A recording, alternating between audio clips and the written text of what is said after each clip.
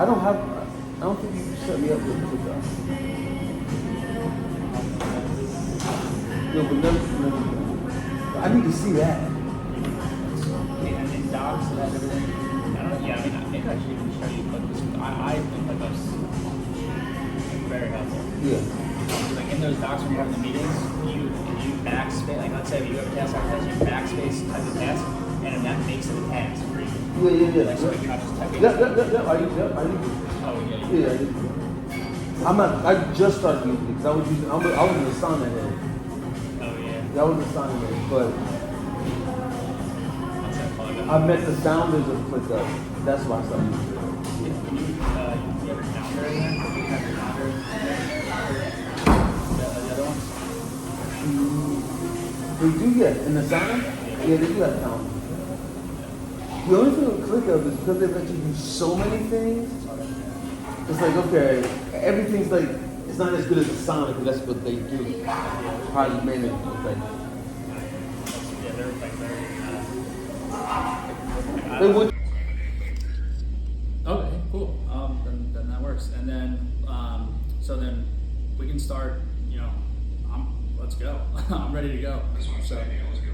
I'm jumping in the bit here. I'm like rolling the chute. Nobody's gonna open the damn door, man. Well, I mean, I think you just made my day and my weekend. I'm excited to get things going. So you're from our first call. I just remember you saying that. You're like, I can't get anyone to do any work, and if someone had to work just a little bit past the time that they were supposed to, they would freak out. So me and Trey are over here doing like 100 hours.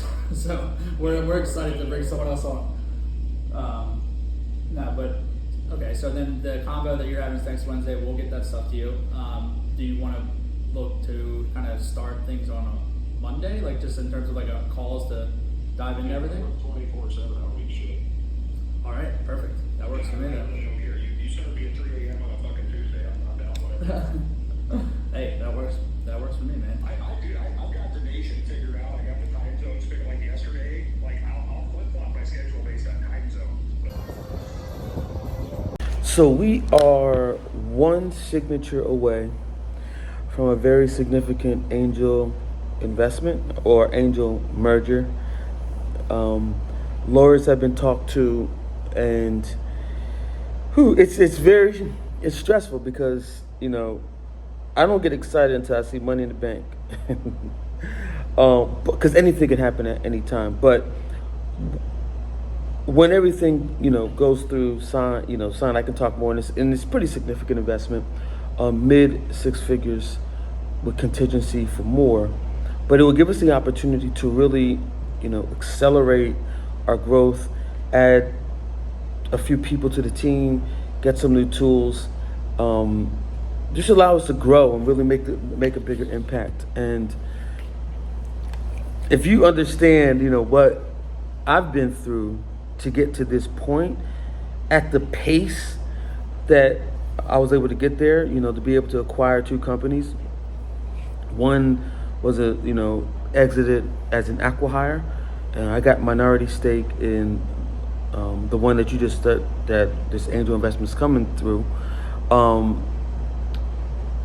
In that short amount of time, it's dumbfounding. And like I said, I don't want to get too excited yet because, like I said, anything can happen at any time. But I want to just share it with you as well, just so you can see the whole process, how I'm feeling. I'm a little nervous.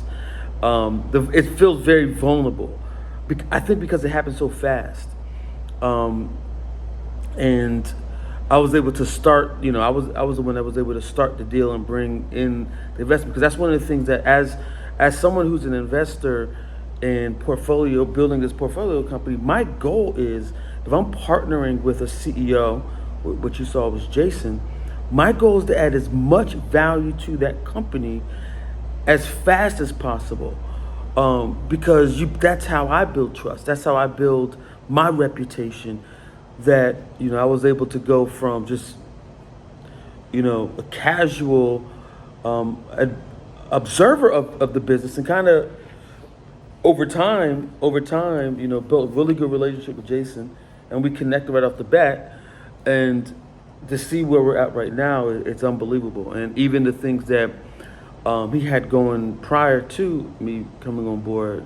I saw that there was something there, and this investment would allow us to accelerate some of those things. Because what I did was I paused.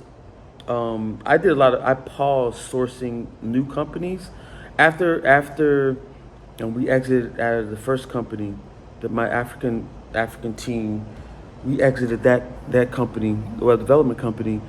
I said, you know what, I'm gonna pause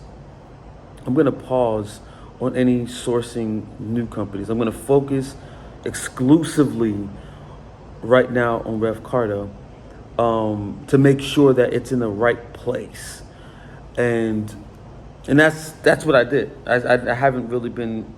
I've been casually sourcing, looking at putting stuff out there for other companies to acquire, but not. I just want to make sure this was done right. I want to make sure it's done right. Everyone's taken care of the way they need to be taken care of. But it's definitely exciting. But I don't want to get too excited. I don't want to get too excited yet, because anything can happen. It's just one step at a time. I'm sitting here piecing together. I don't know if you can see it right there. Starting to piece together our systems, because we want to make sure that as we do the onboarding process, we have all the steps down pat. Make sure we have the tools, because we're using different software to make sure everything is automated and synced. So making sure that everything is good. And then we also have some clients that we're going to be onboarded within the next 30 to 60 days as well. So,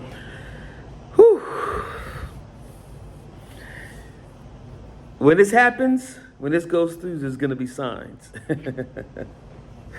Yeah, but I'm a little stressed out. I wouldn't say I'm stressed out. That's being dramatic. I'm nervous. I am nervous. Yeah, I'm nervous. Definitely nervous. Not mainly because you just want to make sure everything goes right. In the call, that I didn't capture that part, but he was basically telling. He's based out of Michigan. He's basically telling us, because we submitted our agreement, all the legal documents that we needed, and he was like, "Yeah, my lawyer liked it, I liked it," and we both looked at each other. We were like, "Okay," and he's ready to go. He's ready, on his side. He's ready to go. But these things take time. These things, we want to make sure everything, I's are dotted, T's are crossed. We're looking at what are some of the downsides, like what could go wrong in this deal. So we're looking at everything, but at the same time, we're staying sober. We still got clients we have to serve and make sure that they're taken care of. So stay tuned. I will keep you updated as more information comes through. It's really hard not to anticipate or expect, something that you've been working on, and you're, knowing that you're almost right there. What do you do to stay sober? What do you do to stay sober when it's not fully complete? Whatever thing that you do that you have an expectation for, it could change things from a business perspective, even personally. And you want to stay sober because you don't want to basically get your heart broken, for lack of a better word. You don't want that to happen. You're kind of bracing yourself. So what do you do to keep yourself sober? Put it in the comments. I want to hear from you. I want to urge you, it may not look like it, but we live probably in one of the greatest times of human history. We're about to see some very unprecedented things over the next decade, 2 decades. But now's the time. They said, what's the best time to start? Like right now, today. So no matter where you're at in life, it's always a good time if you have a change of consciousness about where you are and what you want to do and who you believe yourself to be. Because it's easy, and I said this before, it's easy to go by what the news cycle says. It's easy to go by what the politics are saying. But you have to see beyond that. Or you will just fall right into the system of how they're trying to condition you. So just keep that in mind. Stop at the gym really quick to get my gym bag as I head home. But anyway, if you made it this far in the video, you already know what to do. With that said, I'm out. Peace.